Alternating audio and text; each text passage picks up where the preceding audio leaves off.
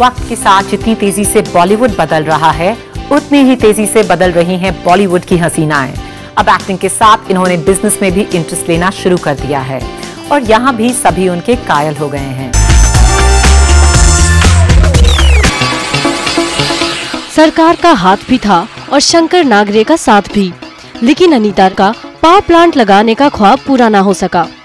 मगर real life में ऐसा नहीं है, क्योंकि अनीता का किरदार निभाने वाली बच्चन बहू पावर प्लांट की पार से अपने लिए नए मकाम तलाश रही हैं और इसके लिए उन्होंने चुना ऑल्टरनेटिव एनर्जी में इन्वेस्ट करने का रास्ता।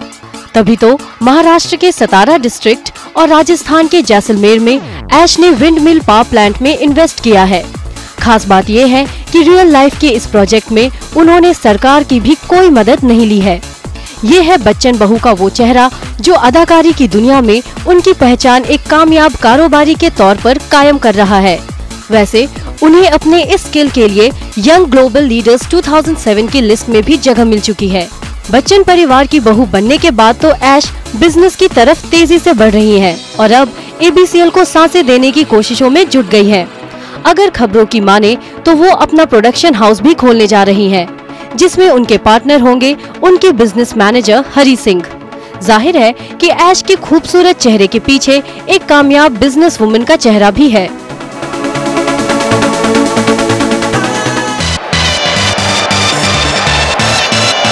वैसे बॉलीवुड में ऐश अकेली ऐसी अदाकारा नहीं है जो फिल्म इंडस्ट्री में अपनी कारोबारी समझ के लिए मशहूर है।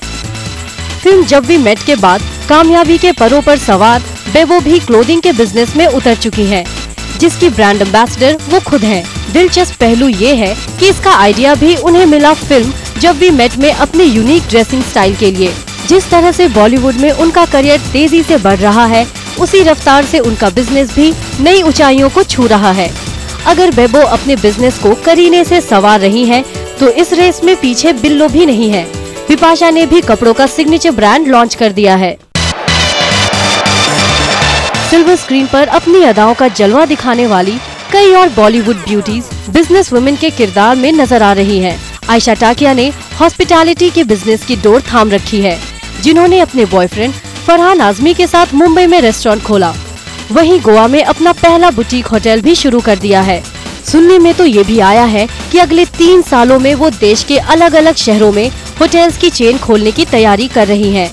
प्रीटी वुमन प्रीटी जिंटा ने भी बिजनेस की दुनिया में कदम रख दिया है, लेकिन अपने किरदारों की तरह ही उन्होंने इसके लिए सबसे अलग रास्ता चुना, IPL का रास्ता।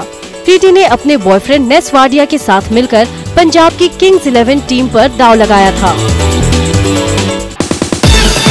कई बॉलीवुड ब्यूटीज ऐसी भी हैं जो अपने सपनों को पूरा करने के लिए फिल्मों को ही जरिया बना रही हैं। सुष्मिता सेन तो होम प्रोडक्शन की पहली फिल्म रानी लक्ष्मीबाई का ऐलान भी कर चुकी हैं। वैसे इन हीरोइंस ने अच्छा ही किया। बाहर की फिल्म मिले ना मिले, अपना प्रोडक्शन हाउस तो है ही। लेकिन सबसे समझदार रही ट्विंकल खन्ना, जिन्होंने बॉलीवुड की नब्ज काफी पहले ही समझ ली और ममा डिम्पल के नक्शे कदम पर चलते हुए डिजाइनर कैंडल्स का बिजनेस शुरू कर दिया। ट्विंकल एक कामयाब इंटीरियर डिजाइनर भी है।